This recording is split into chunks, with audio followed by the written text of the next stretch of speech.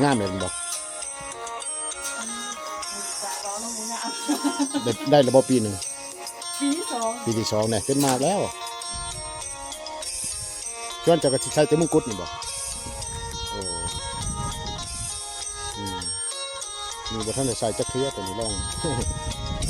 ลองเบิ้งเป็นยังไงใส่มาเบิ้ลแล้วทั้งเทิงคุณเนาะแล้วเบิ้ลละไวบางเช้านี่คนจักสอบ2 สอบบ่3 สอบเนาะได้บ่2 ชั่วโมงประมาณนั้นเลยเนาะ2 ชั่วโมงก็ทักทายพี่น้องทักทายสบายดีวันนี้ก็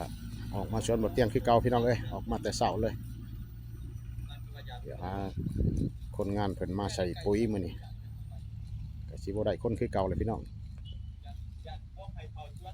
ได้อีกผู้หนึ่ง2 คนหรือในใดเห็นพวกมาผู้หนึ่งพี่น้องเอ้ยเพิ่นสิใส่ปุ๋ยกาแฟเฮานี่แหละพี่น้องเอ้ยเปลี่ยนปุ๋ยใหม่ลองใส่ปุ๋ยใหม่อีกพี่น้องเอ้ยปุ๋ยเก่าก็ดีอยู่ก็ได้อยู่ครับที่ลองเปลี่ยนบางทีมันก็สิดีขึ้นบ่หรือในใดก็ทดลองไปแล้วพี่น้องเอ้ยทราบว่าคนปลูกกาแฟส่วนหลายเพิ่นใส่ก็งามพี่น้องปุ๋ยตามงกุฎนี่เพิ่นท่วมผสมปุ๋ยพี่น้อง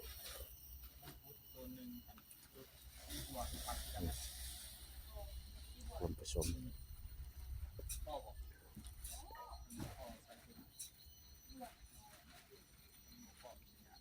เดี๋ยว2 อย่างเลยปุ๋ยกับพี่น้องชีวภาพกับเคมีปนกัน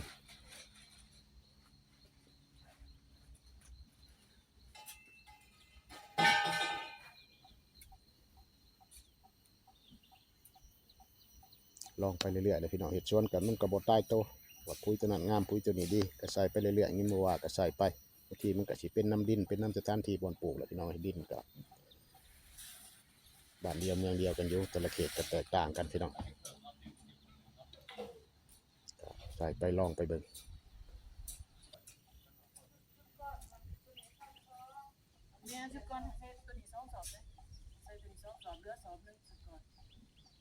ก็ใส่มันพอดีเลย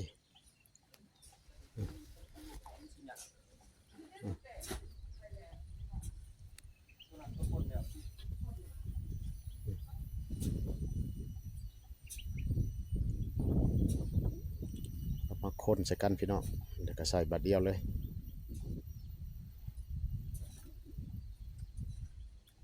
เตลเสียจักซอบใส่สอบปลายกับพอเนาะก็ใส่โบเบิร์ตก็ใส่ซ้ำนึงก็ใส่ซ้ำมันพอแล้ว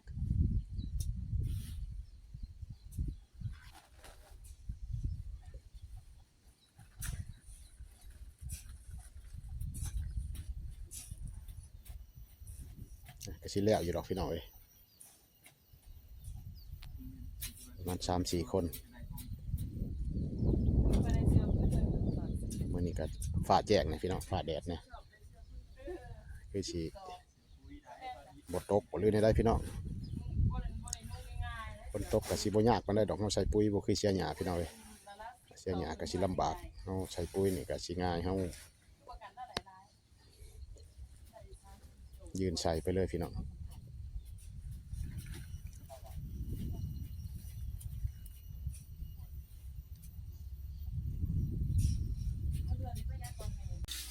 เมื่อนั้นเขาก็ป้าอยู่ร้องบริเขาไปแวะเบิ่งสวนเจ้า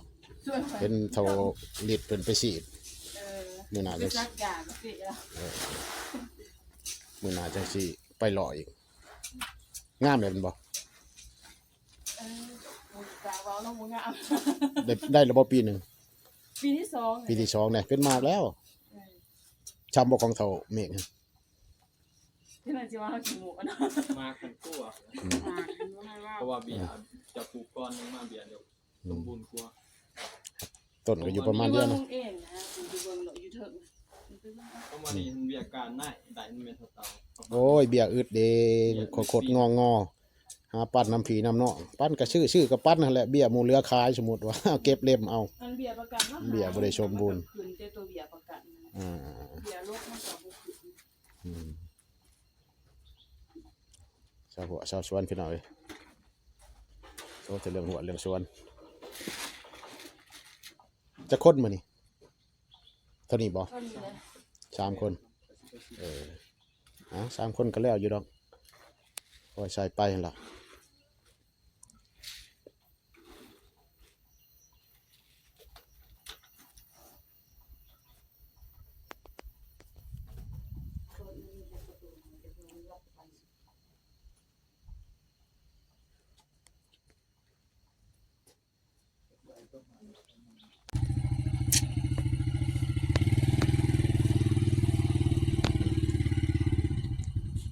ใส่ก็อยู่ประมาณ3 คนพี่น้อยมันนี่ก็ได้ไปสอยกันไปนี่แหละพี่น้องจากคนงานตื่มผู้หนึง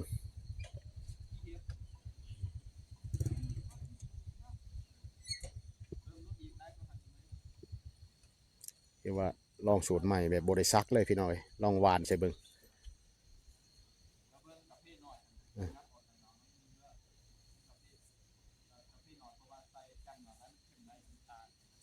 บ่ทิ่มให้มันถือกกและทิ่ม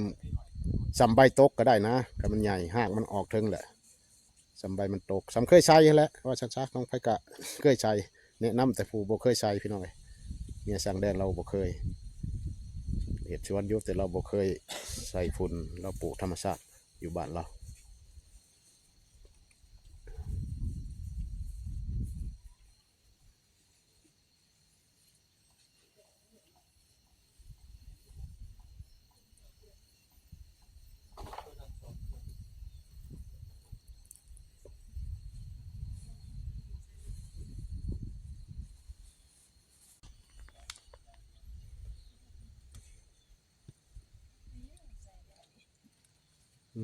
ก็สิไว้ตื่มแน่แล้วมีแต่พยายามอย่าโยนให้มันถือกกแล้วเอาสำใบตกถือกกแล้วยันพ้นบ่ห้ามยันต้นมันสิเปื่อย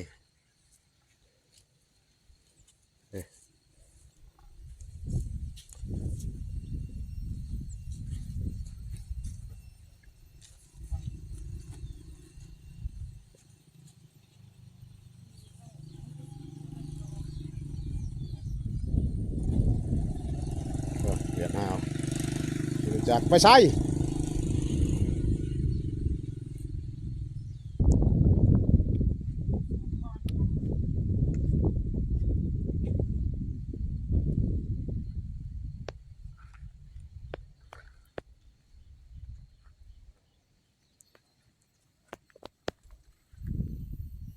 ง่ายเติบอยู่พี่น้อยกาแฟก็ได้คิดว่าเดือน11 12นี่ก็เป็นดอกแล้วซ้ำเนี่ยดอกอยู่ประมาณ30 เซนนะบางต้นก็กลัวพี่น้องบางต้นก็ต้นน้อยต้นใหญ่เลยพี่น้องเลยน้ำใต้ก็มี3ไปน้ำบ่งลง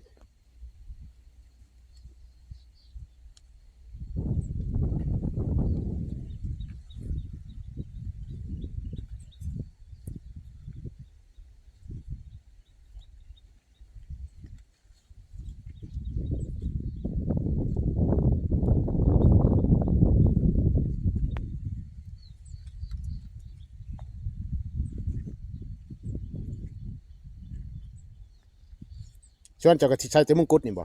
แม่น โอ้ เด้น้อยๆใส่เป็นมะกรูด นี่บ่ทันได้ใส่จักเทื่อตัวนี้ลอง ลองเบิ่งเป็นจังไดเจ้าเอ้ยใส่ปุ๋ยแนวอื่นนะกับมาเปลี่ยนใส่ปุ๋ยมงกุฎ ใส่เป็นสีมันก็ใส่ปุ๋ยให้ประกันทั้งคู่กับทิมแมงวานเนาะ ทีมใส่จังสั้นแล้วแถวนี่มีแต่ทีมใส่ไปสิพี่น้องเว้นไว้แต่ดินสิสั้นแห้งค่อยแห้งเป็นจังได๋ขุดลองเบิ่งมือก่อนซักเอาพี่น้อยซักแล้วก็ป้อนปุ๋ยลงน้ำคุมที่เราซักไว้3 ลมมือก่อนนี่ยังเห็นลมมันอยู่ลองวิธีใหม่เที่ยไล่เติมแล้วกาแฟอยู่ชวนปีนี้เนาะ บ่มีเรียบน้ำเขา บ่ทันเก็บพอเถื่อว่าแต่ปลูก บ่ บ่ทันมีสวนสำเนาะก็เริ่มเฮ็ดใหม่พี่น้อย ปีที่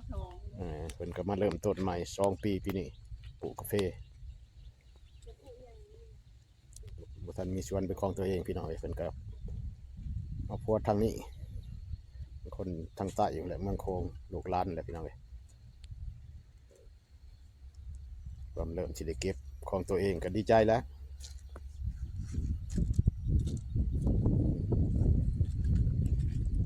ถึงใจประมาณนั้นอย่าให้มันถึกต้นมันแบบว่ามันชี้นอกๆหน่อยหนึงก็ได้ มันถือต้นมันเปื่อยป่ะ เปื่อยแมนมันกัดกัดฝนตกเลยก็แล้วไปยันมันแดดนะถิ่มอยู่ประมาณใบตกเลยประมาณนั้นได้แล้วกระดินมันค่อยเจ้ากระถิ่มทั้งโน้นเพื่อฝนตกนะมันกระชื้มลงมากระดินมันเพียงถิ่มทั้งใดก็ได้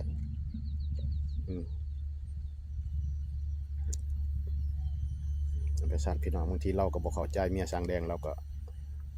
เคยปลูกยูคาเฟ่แต่เราบอกเคยใส่พุ่นใส่ปุ๋ยปลูกธรรมชาติพี่น้องเลยก็แนะนำเพิ่น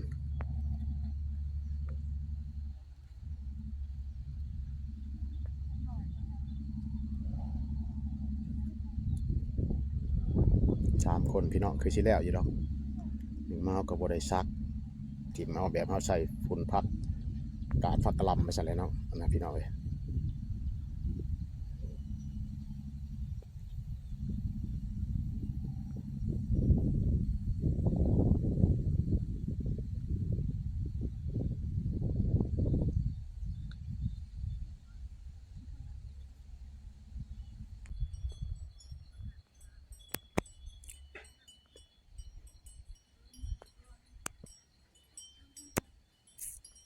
โอ้งัวไปเด้พี่น้องลายแท้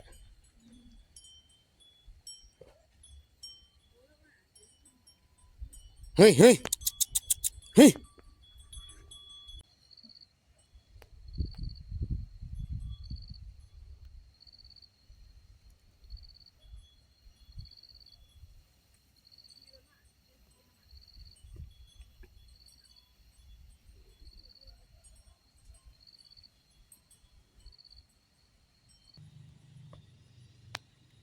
ใส่มาเบิดแล้วทั้งเทิงพุ่นเนาะแล้วเบิดละไวมันจะชนลมนี่พี่น้อย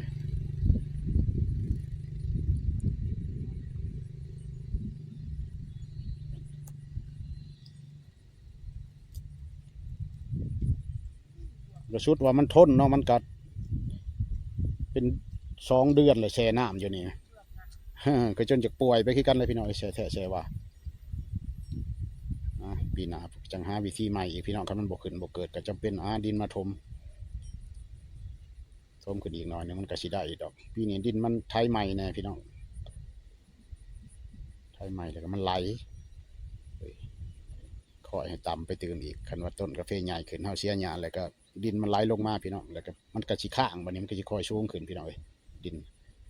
นมันอ่อนมันไหลไปเลยลงหอดห้วยพุ่นแล้วดินก็ได้พี่น้องเอ้ย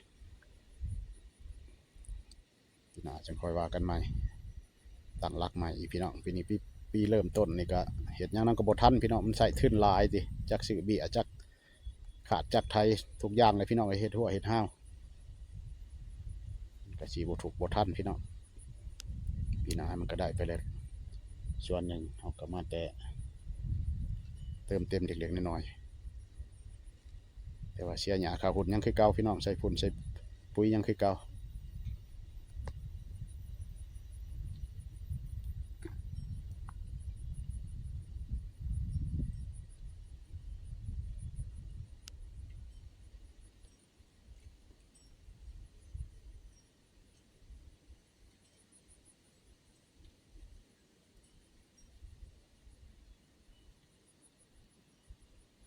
ว่านนี่หอมหญ้าก็3 คนพี่น้องเอ้ย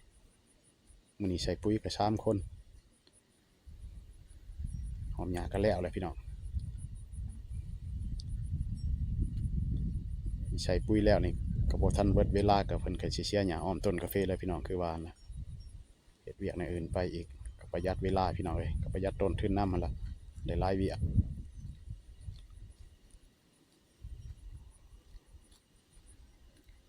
เห็นว่าน้ำบ่แช่ก็สิดีกว่านี้เนาะนี่ติแช่น้ำตั้งแต่มื้อปลูกซ้ำว่า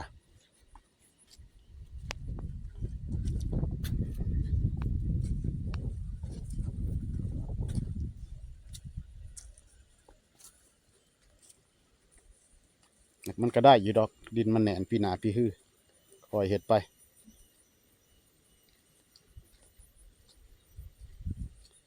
ใช้เวลาแน่แหละพี่น้องเอ้ยดินเฮาเป็นจังซี่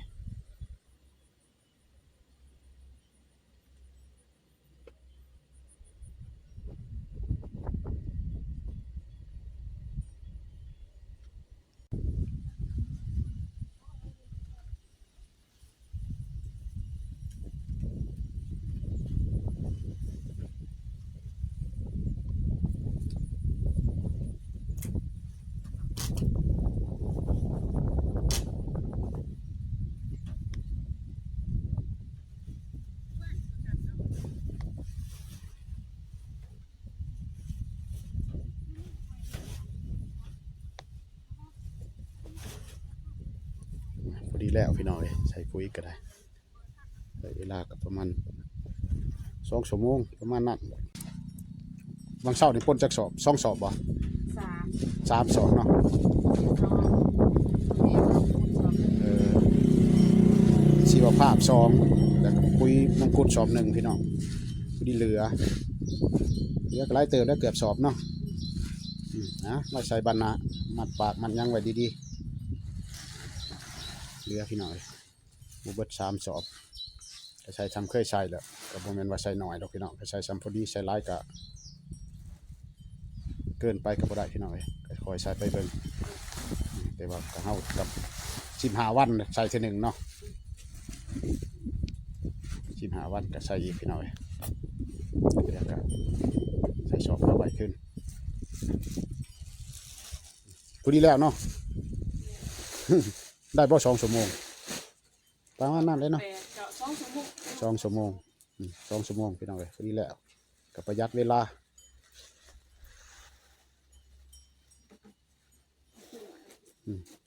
แล้วก็เฮ็ดเวียกใหม่ช่วงแรกเนาะตอนแรกก็เฮ็ดเวียกใหม่อีก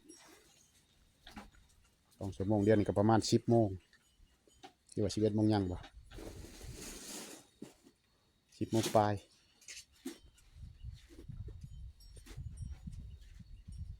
จื้อไว้บัดนี้มันสิอยู่ประมาณใดประมาณใดคันต้นมันใหญ่ขึ้นมันก็เปลืองไปอีกเฮาโหยก็ได้ต้นน้อยมันก็ประหยัดแน่ต้นใหญ่เฮาก็ใส่สีหลายๆหน่อยหนึงตามต้นนั่นแหละมันใหญ่ขึ้นก็ใส่หลายขึ้นเติม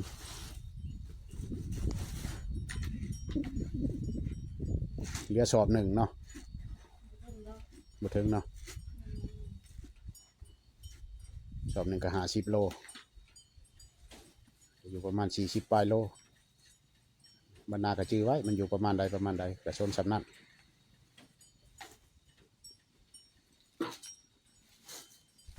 ประมาณ2 สอบ ทั้ง2 สอบ แม่น2 สอบบรรณาวก็ส้ม2 สอบตะวันไปอีก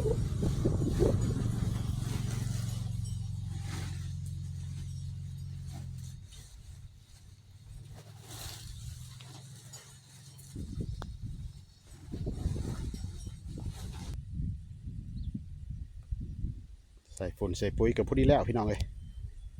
เป็นใส่ก็อยู่ประมาณนี้บ่หน่อยบ่ร้ายกับพอดีพี่น้องไอ้ต้นกาแฟมันก็ยังน้อยถ้าเป็นปีหน้านี่ก็ต้นใหญ่มีหมากเลยก็จำเป็นใส่ร้ายกว่านี้แหล้วพี่น้องเลยก็แล้วใส่เวลา2 ชั่วโมง2 ชั่วโมงกว่าพี่น้องก็แล้วเรียบร้อยอันนี้ก็มีเวลาเหลือช่วงแรกก็เป็นกับเสียหญ้าคือว่าแล้วพี่น้องเลยเสียหญ้าอ้อมต้นต่อไปเป็นกระชีดชีดพี่น้องชีดหญ้าพี่น้องคลิปนี้ก็สิขอจบเพียงเท่านี้พบกันใหม่ในคลิปต่อไปขอบใจในการติดตามรับชมพี่น้องโชคดี